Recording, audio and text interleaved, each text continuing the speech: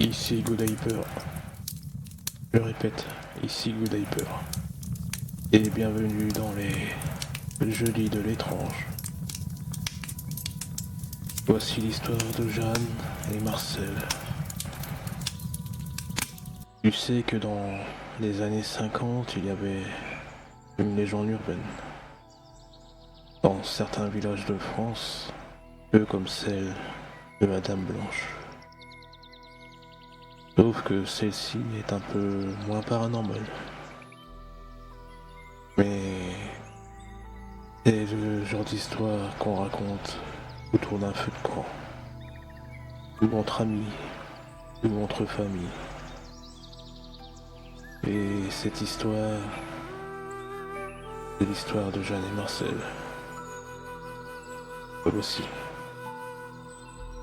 Un soir, Jeanne et Marcel, un jeune couple du coin, décident de prendre la voiture. Ils veulent s'éloigner un peu, respirer, se retrouver. À cette époque, c'était normal. Les jeunes aimaient rouler sans destination et trouver un coin isolé, juste pour être tranquille, eux seuls, près d'un étang, près de la mer. Alors Jean et Marcel y prennent une petite route perdue, un chemin qui traverse les champs et qui finit près d'un étang. Marcel coupe la radio, car à la radio Crazy et ça souffle, puis ça capte mal. En même temps, ils veulent du silence pour apprécier ce moment.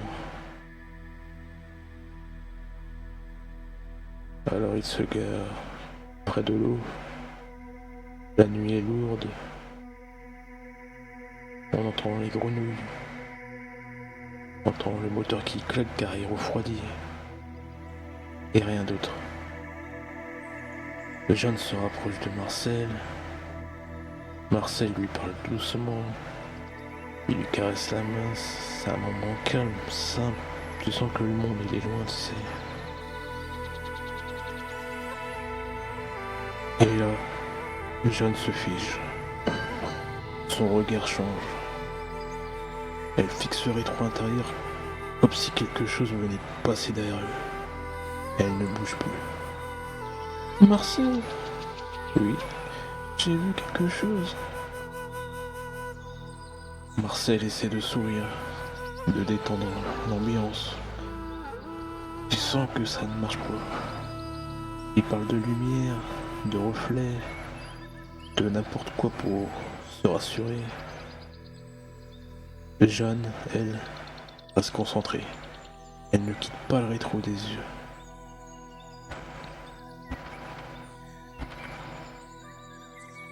On part. Tu crois que on part maintenant? Alors Marcel démarre. Les phares éclairent les arbres, l'eau, la route. Tout est vide, tout est calme. Mais Jeanne continue de regarder le rétro, comme si elle attendait à revoir ce qu'elle a aperçu. Ils arrivent chez Marcel. Jeanne sort rapidement. Elle monte les marches, elle entre, elle souffle. Elle souffle très fort. Elle veut juste être à l'intérieur, derrière une porte. Marcel, lui, reste dehors. Il veut vérifier. Il veut comprendre ce qui l'a mise dans cet état. Alors il fait le tour de la voiture, lentement. Et là, il voit quelque chose. Un crochet. Planté dans la tôle du coffre. Enfoncé profondément comme si quelqu'un avait essayé de s'accrocher ou d'ouvrir la voiture en force. Marcel s'arrête. Il touche le métal.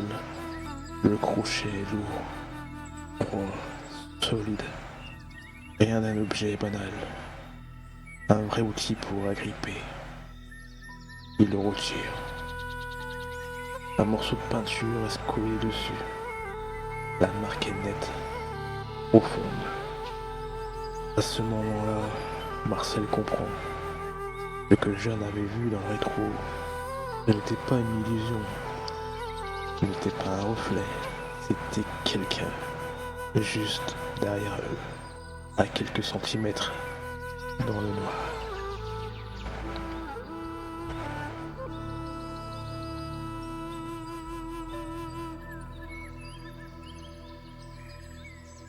Le régiment disparut.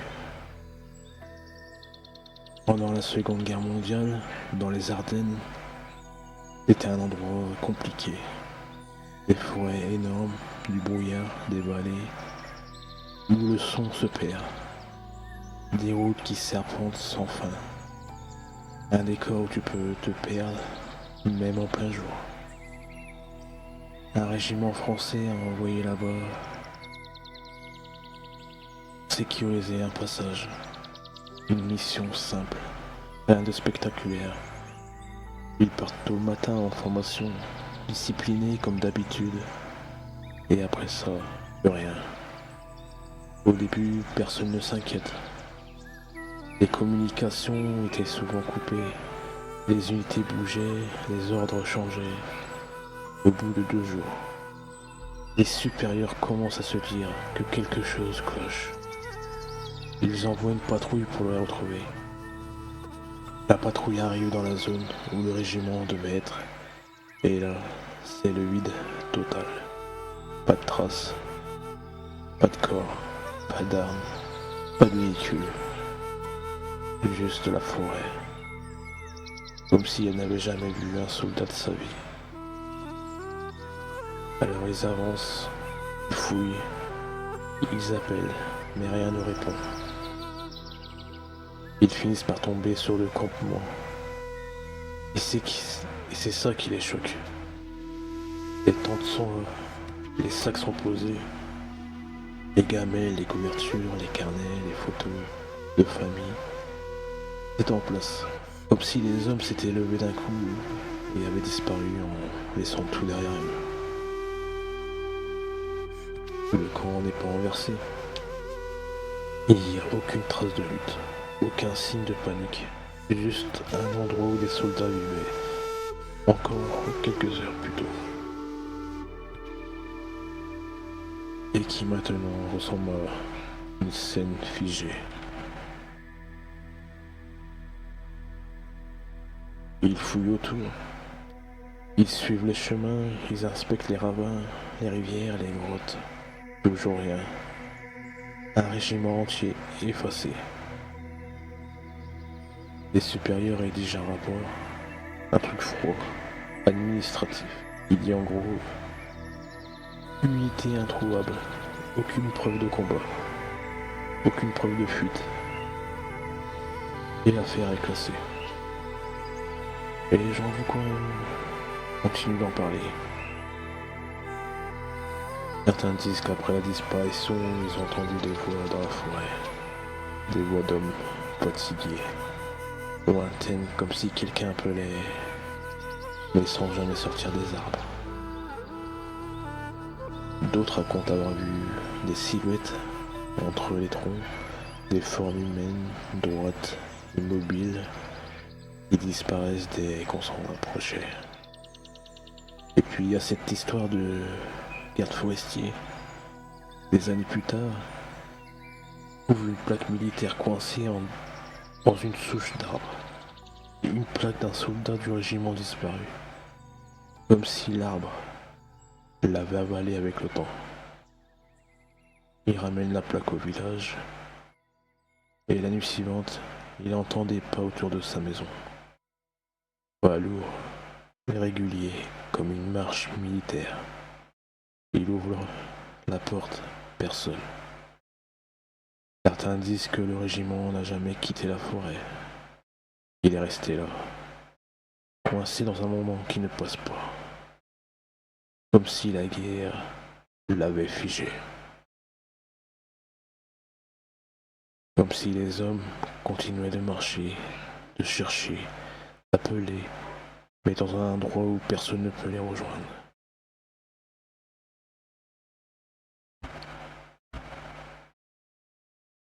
Aujourd'hui encore, dans certains coins des Ardennes, les gens disent que si tu marches seul dans la forêt, surtout quand le brouillard tombe, tu peux entendre quelque chose, un rythme, un bruit régulier, comme des bottes sur un sol humide. Un régiment qui avance, mais qui n'arrive jamais.